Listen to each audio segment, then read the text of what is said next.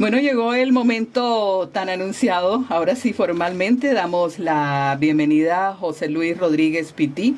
¿Te gusta que te digan José Luis Rodríguez o JL? JL está bien, José Luis está bien. Ok. José Luis, esta es una entrevista que están escuchando desde Holanda. Sí, me comentaste. Sí, damos un saludo a Juan Carlos Roque, quien nos dice que manda saludos desde la fría Holanda. Están en 5 grados. ¡Wow, qué rico! Y yo por acá diciendo, oh, tenemos un sol maravilloso. Sí, ahora mismo casi saliendo del otoño. Está avanzado el otoño en Holanda. Sí, claro que sí. Un saludo a Juan Carlos Roque. Él estuvo en Panamá, me hizo una entrevista hace unos años atrás, que es sumamente interesante, de Radio Nederland. Y pues una gran persona. Claro, sí, imagínate, ayer me pide amistad en Facebook y yo, ¿quién es este señor? Y empiezo a mirar y wow, quedé fascinada. Le escribí, me respondió esta mañana, me dijo que había visto el flyer de tu entrevista, sí, y que te entrevistó cuando estaba trabajando él en Radio Nederland. ¿Cómo fue ese encuentro? Bueno, él me contactó porque iba hacia Guatemala ese día y en ese viaje hizo una escala en Panamá, se quedó aquí 24 horas para hacerme una entrevista que pues a mí me dejó muy de buen humor. Pues claro. Porque no era cualquier cosa, ¿no? Nadie no suelen uno entrevistarlo de una emisora de tanto prestigio, pues un periodista viene acá y cuando viene el periodista pues resulta que no es cualquier periodista, sino una persona con muchísima experiencia en la radio, de mucha importancia y con unos trabajos hechos en toda la región latinoamericana que envidiables para cualquiera que hace radio. Uy, pero por favor, yo hubiera querido estar en Radio Nederland. Mira que en los años 80 vi una nota que era una convocatoria para ir a estudiar radio a Holanda, y por no saber inglés, wow, me quedé con las ganas. Sí, me quedé con las ganas. Una gran experiencia, él dice 18 años sí, trabajando en Radio Nederland, y qué orgullo tener ante nosotros a José Luis Rodríguez Pití. ¿Por dónde arrancamos contigo? A ver, metido en el arte, en la escritura, en la parte tecnológica, en la edición de libros. No solamente los editas, sino que también los diagramas. ¿Por dónde empezamos? Bueno, tal vez por donde quedamos. La última vez que estuve en Radio 10 fue con el programa La Hoja en el año 2008. Y de allí hice varios proyectos en Panamá, pero pues también salí de Panamá. Y tal vez ese sea el punto de inicio, ¿no? de lo que podemos conversar. Estuve en Filadelfia haciendo investigación. ¿Por qué Filadelfia? Bueno, por una oportunidad que me salió para hacer investigación sobre material de un libro que todavía estoy trabajando sobre la invasión a Panamá. Hay muchos temas sobre el asunto de la invasión que pensamos conocer, pero no los conocemos realmente. ¿Pero por qué Filadelfia? Porque fue la oportunidad que tuve por diversos contactos y por la disponibilidad de bibliotecas. Filadelfia es una ciudad interesantísima. Filadelfia fue la capital de Estados Unidos por mucho tiempo y precisamente un mosquito, ahora que hablaba de los mosquitos, fue el que la excusa que usaron para quitarla de capital, una epidemia de fiebre amarilla causada por mosquitos durante el verano. Pero el punto acá es que ahí fue donde empezaron las primeras bibliotecas de los Estados Unidos, incluso pues bibliotecas públicas en el mundo fueron de las primeras. Y en este caso, en el caso de Filadelfia, pues hay mucha disponibilidad de información, de acceso a la información. Está bien ubicada a medio camino entre Nueva York y Washington y me daba mucho acceso a material, y ahí estuve investigando material que fue desclasificado, material que pues no teníamos acceso en Panamá, sobre las diferentes cosas que ocurrieron durante la invasión. Hay muchos temas que no manejamos, como siempre pues pensamos saber todo lo que ocurrió, que Estados Unidos invadió Panamá, lo bombardeó y masacró gente, pero no sabemos de muchas cosas que ellos sí reportan y que ellos sí reportaron, como batallas que hubieron. Quizá la más interesante o importante fue la del aeropuerto de Paitilla, donde en todas las batallas donde los famosos Marines de los Estados Unidos han participado, murió la mayor cantidad. Y hay análisis, hay estudios sobre esa batalla, por ejemplo, al igual que otras que ocurrieron en otros puntos de Panamá. Panamá no fue un país que fue invadido pues, sin mostrar ningún tipo de resistencia ante la llegada de los Estados Unidos, muy por el contrario. Hubo diferentes focos de resistencia Y hubo muchos actos de valor, comenzando con los bomberos que salieron a apagar incendios, médicos que salieron a buscar heridos, ambulancias que salieron a manejar y que les disparaban. Les disparaban a pesar de que los convenios internacionales le impiden a cualquier ejército dispararle a carros de bomberos y de ambulancias. Así que Panamá es un país que debería sentirse muy orgulloso porque enfrentarse con la potencia más grande del planeta Tierra, aún perdiendo, que fue lo que nos pasó, como le pasó a Troya también, pues no es poca cosa. Hay que tener los pantalones muy bien puestos. Y aquí en Panamá hubo gente que hizo actos de heroicismo. ¿Cuándo tienes listo? ¿Cuándo tienes listo ese libro? El libro estoy trabajando en él todavía porque hay cierto material que estoy recopilando. De hecho, estuve haciendo un viaje a Panamá hace poco, donde hice unas entrevistas muy importantes que todavía estoy procesando. Y hay material todavía que falta. El libro va a estar listo pues, cuando tenga que estarlo, ¿no? Cuando termine de manejar todo el material. Es una historia bien interesante, pues en el cual transcurre sobre la invasión y en esa relación que hubo entre los Estados Unidos y Panamá, que fue de amor y de odio. Así mismo en el libro, una relación de amor y de odio muy cercana. En el caso del libro hay una historia de amor, en el caso que termina pues con muerte. En el caso de Panamá con los Estados Unidos pues también tuvimos una relación que pudo ser de amor, pero fue de batalla y que terminó con mucha muerte en el 89. ¿Ese personaje que guía el libro es real o es imaginación? Son personajes que parten de hechos reales. En este caso son dos personas que se conocen en Panamá, una mujer panameña, un hombre que viene de Estados Unidos. No es un soldado como pudiera pensar mucha gente, pero representa muchas cosas. Él es hijo de alguien que empezó a desarrollar en los Estados Unidos los estudios culturales para uso del ejército, o sea, cómo manipular a la opinión pública de un país que queremos controlar. Y utilizando ese personaje, utilizando sus antecedentes, pues logro explicar algunas cosas que se hacen, ¿no? ¿Por qué, por ejemplo, los panameños salimos a celebrar, cómo fuimos manipulados, cómo se nos presentaba la información, cómo se nos manejaba, cómo se nos sigue manejando? Y eso pues no solo a Panamá, a todo el mundo. Utilizo ese personaje también de los Estados Unidos que viene precisamente de Filadelfia, donde ocurrió en los años 80 que la policía bombardeó un barrio, lo cual uno puede pensar, bueno, pero en Estados Unidos es un país que pareciera ser tan civilizado. No, un bombardeo, la policía bombardeó un barrio, lo quemó completamente para sacar a una gente de una casa. Y son cosas que son increíbles, ¿no? Y ese personaje lo utilizo para eso. El personaje panameño, por otro lado, lo utilizo para narrar cómo era la relación de Panamá con los Estados Unidos en la época de la zona del canal, desde los años 60 hasta pues la época de la invasión, que es el meollo de todo el asunto, ¿no? En realidad es el centro del libro, que es ese periodo oscuro de la historia de Panamá con los Estados Unidos. José Luis Rodríguez Pití es autor de libros de narrativa, fotografía y textos sobre inteligencia artificial. ¿Eso cómo es? Bueno, esa es mi parte de ingeniero. Yo tengo un hobby que es la ingeniería, al cual le dediqué algunos años cuando era más joven. ¿Estudiaste? Estudié ingeniería, fui profesor en la Universidad Tecnológica y escribí un par de libros sobre los temas de inteligencia artificial, específicamente lo que es simulación de redes neuronales y visión por computadora. Pues no tienen nada de literario, pero sí mucho de interesante, que pues son ramas de la ingeniería de sistemas, en este caso de la ingeniería de software, que hoy en día se están aplicando mucho, todo lo que es reconocimiento de los rostros, reconocimiento de información en video. Muchos sistemas de seguridad no funcionan ni siquiera un ser humano mirando, sino son computadoras las que están inspeccionando lo que ocurre en las escenas y son las que toman decisiones. Lo vemos en Facebook cada vez que sale una foto y el Facebook nos recomienda taguear a una persona u otra. Él está viendo lo que nosotros manejamos, incluso ve las fotos que nosotros ponemos, aun cuando no las subamos, él está revisando la foto de nuestro teléfono a ver a qué le tomamos fotos, qué cosas nos interesan.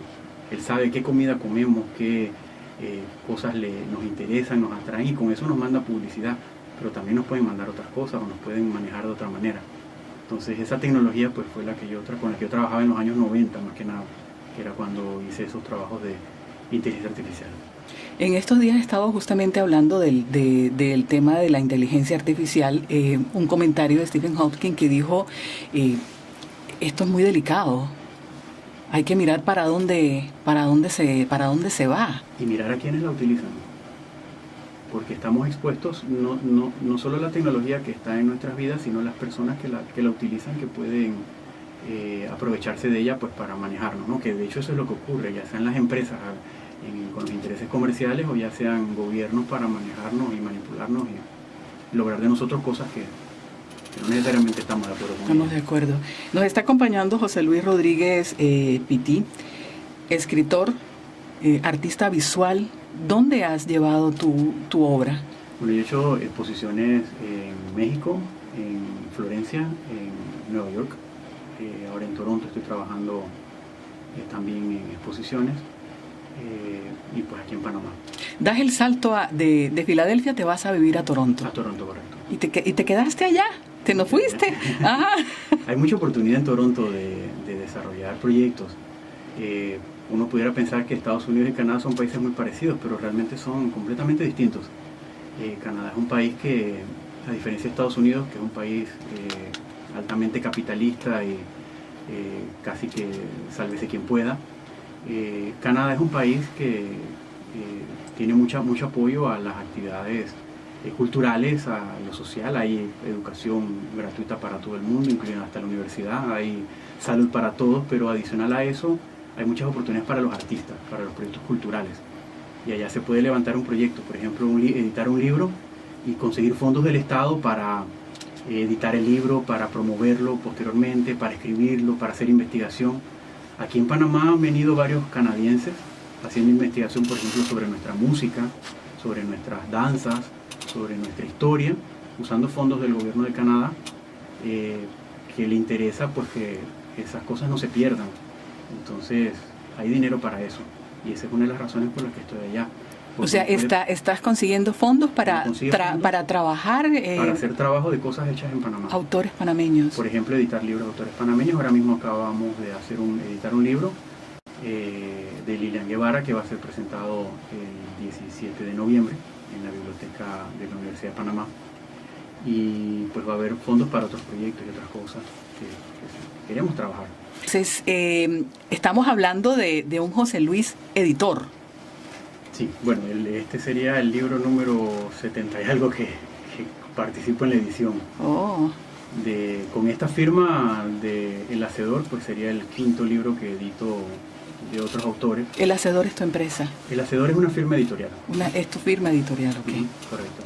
Que anteriormente, pues estando en Panamá, era con la que hacía los proyectos culturales, ¿no? Como la participación de Panamá en ferias de libro en Buenos Aires, en Guatemala, en Santo Domingo, en La Habana y hoy en Nueva York, y con la que llevé también a otros artistas a otros lugares a presentar obras y a hacer proyectos. Tú tuviste un cargo importante acá en el medio de la literatura, ¿verdad?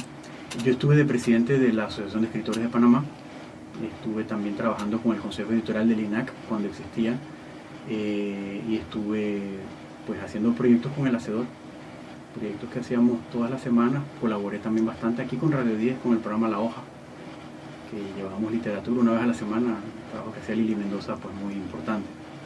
Sí, una muy buena época de Radio 10. En esa época nos conocimos nosotros. Yo estaba trabajando en la oficina de comunicación del Programa de Naciones Unidas para el Medio Ambiente. Ahí estaba en Penuma y me tocó organizar el Festival Arte por la Tierra. Arte por la Tierra, correcto. Sí, y la participación de ustedes fue impresionante. Sí, que estuvimos con el teatro y bueno, y hubo proyectos que no se hicieron, como de llenar la ciudad de poesía, y nos faltaron fondos. Nos faltaron fondos. Bueno, todavía podemos hacerlo. Poesía panameña. Ajá.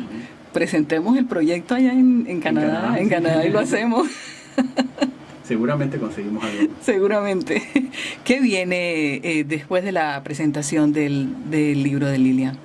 Bueno, yo sigo trabajando en mis libros. Tengo ese proyecto pues, conmigo mismo. Y hay otros libros también que quiero trabajar con otros autores y pues a ver qué va saliendo, ¿no? Qué vamos desarrollando. Yo tengo presentados en Canadá pues algunos proyectos que incluso son internos con locales, ¿no? Con las bibliotecas locales, proyectos de... ¿Qué estás trabajando con las bibliotecas? Yo les presenté un proyecto para darles talleres a unas comunidades que son de muchos inmigrantes, sobre todo inmigrantes latinos. Hay algo que ocurre en Toronto y es que los inmigrantes de América Latina, por algún motivo, abandonan las escuelas. No se sabe por qué. porque la educación allá es gratuita, los padres ganan más dinero. El inmigrante a Canadá no suele ser el inmigrante analfabeta, sino gente con más recursos, gente con más estudios. Es lo que llaman el inmigrante económico. Sin embargo, los hijos de esas personas de América Latina abandonan los estudios y no se sabe por qué. Entonces, en una de esas comunidades pues, de un poco más escasos recursos, de donde abundan los latinoamericanos, estamos presentando un proyecto que, si nos lo aprueban, pues lo haríamos para el otro año, que consiste en dar talleres de narrativa para que estos jóvenes cumplan dos cosas. Una, se refuercen su idioma y sus raíces y su amor por su propia identidad latinoamericana, pero al mismo tiempo se proyecten en hacer cosas que puedan llegar a logros. En este caso, pues vamos a hacer presentaciones con esos textos, se van a hacer exposiciones, se van a filmar, se van a grabar, de tal manera que ellos tengan una exposición mayor de lo que ellos pueden hacer. Y al mismo tiempo vamos a recuperar un poco de memoria, que es la memoria del inmigrante, que suele perderse, ¿no? Pues tenemos la memoria de las personas en su cultura, que es la cultura es la cultura que tiene cada individuo. En este caso es la cultura de cada uno de estos inmigrantes, pero adicional es la cultura de ese muchacho, ese joven, que es diferente a la de sus padres. Su padre nació en México, o nació en Perú, o nació en Panamá, pero esos muchachos, muchos nacieron o están creciendo en Toronto, en una ciudad distinta, con un idioma diferente, con unas condiciones distintas, y ese muchacho tiene una cultura ya diferente a la de sus padres. Y esa creación de esa nueva cultura, pues la queremos documentar a través de este proyecto. Pensando en... No, pues yo allá te veo feliz, ya. El hombre se nos quedó en Canadá. Aquí toca traerlo cada vez que haya el lanzamiento de un libro. Si nuevos autores te quieren contactar, ¿cómo hacen? Me escriben por correo. ¿Te escriben? Ajá. ¿Cómo es tu correo? Mi correo es jl@rodriguezpiti.com. Piti con i latina. ¿Tienes un blog donde te encontramos en Facebook? Pueden buscarme en Google, Rodríguez Piti, y le salen las páginas, los proyectos, las cosas que he trabajado, y ahí mismo le sale cómo contactarme. Perfecto, José. Me encanta verte, estás lindo. Te has sentado Canadá. El amor también. Debe ser el clima. El clima. Porque el clima no es más bien como terrible, ¿no? Tú regresas ahora a Canadá, te vas en pleno invierno. ¿Por qué no te quedaste? No, ¿Por qué no te quedas? Es rico. En el invierno, en la nieve, hay muchas actividades que hacer al aire libre. Sí. Canadá no es tan frío. Bueno, Canadá es el segundo país más grande del mundo. Obviamente tiene regiones que están tocando el Polo Norte y son sumamente heladas, pero todas las ciudades, las principales ciudades, están en el sur del país. Montreal, Toronto, Vancouver, están bastante al sur. Incluso, como alguien dice por ahí, pues la parte sur de Ontario, que es la provincia donde está Toronto, está más al sur que el norte de California. Y eso pues no pareciera, pero geográficamente es así. Entonces no es tan frío como lo venden, como lo pintan. Ahora, es bastante más frío que la mayor parte de los Estados Unidos, ¿no? Okay. O de América Latina, pero... O sea, uno sobrevive. O sea que no eres de los que piensa que llegó el invierno y me voy a deprimir. No, para nada, al contrario, hay tanto que hacer, hay que patinar, esquiar, hacer de todo, hay mucha actividad al aire libre, ya te digo. Las ciudades se llenan de actividades. O sea que me dejo seducir por el invierno y no por el verano, y me voy ahora en diciembre para Canadá. Te puedes ir en diciembre, es delicioso. Porque me asustaron, me dijeron no, yo más bien me voy en verano. Hay gente que le tiene miedo al frío, pero realmente es miedo, porque uno se abriga y ahí uno tiene la vestimenta adecuada. Mucha gente va de viaje y no lleva la vestimenta adecuada y sufre de mucho frío. No, pero por supuesto, terrible, ¿no? Por supuesto. Pero uno se adapta, uno aprende a vivir con eso, a ponerse cremas para no resecarse, porque le entra una picazón espantosa, a ponerse los abrigos a tiempo y a quitárselos al momento adecuado, porque si no entonces uno comienza a sudar antes de tiempo. Eso, y llegas a la casa y te quitas de todo y los ve uno los ve a través de Skype o cualquiera de estos medios de internet. Súper frío afuera y ellos con calefacción, divinos ahí, dentro de la casa, tomándose el cine. En los vehículos no camisita manga corta y toda la cosa. Y uno se abriga para salir. Pero al salir también las aceras, todo está muy limpio, muy recogida la nieve, no hay hielo, uno no se resbala, no pasan nada de esas cosas. Hay muchas alertas también. Y ver la nieve caer es un espectáculo, sobre todo cuando cae al atardecer, es como ver caer estrellas, es una belleza. Bueno, con esa imagen tuya nos quedamos, asomado a la ventana, viendo caer la nieve en un atardecer maravilloso en Toronto. José, gracias por acompañarnos en Café 10. Gracias a ti por invitarme.